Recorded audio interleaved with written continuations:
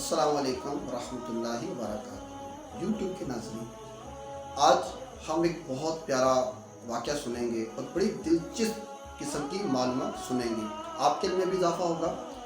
हम बचपन से और अरसा दराज से सुनते आ रहे हैं कि फ़लाँ फौत हुआ, उधर कोई फौतगी हो गई, इसने इसको कत्ल कर दिया और दफन कर दिया। और ये ट्रेडिशनल है, ट्रेडिशनल ऑफ इस्लाम के मुसलमानों में जब कोई मरता है उसको दफन कर दिया जाता है। जैसे दीगर मज़ाहिब में कोई किसी को जला देता है, कोई कुछ कर देता है, डिफरेंट टाइप्स के उनके अमल होते हैं।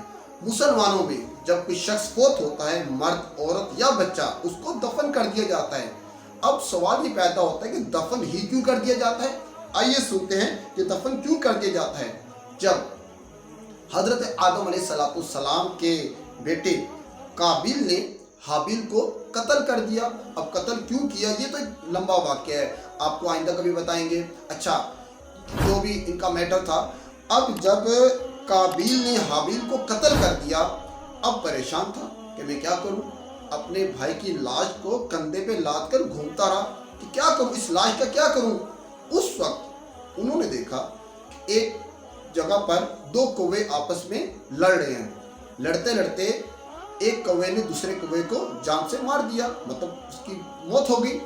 अब उस कौवे ने, जो जिसने मारा था, उसने उस मरे हुए कौवे को दफन करने के लिए अपनी चोंच और पंजों का इस्तेमाल किया और ज़मीन को खोदना शुरू किया।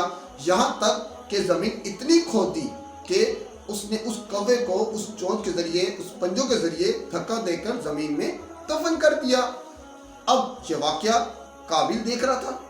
उसने अचानक इसको देखा और फिर उसने इसी अंदाज से ज़मीन को खोदना शुरू किया और अपने भाई यानी के हाबिल को दफन कर दिया।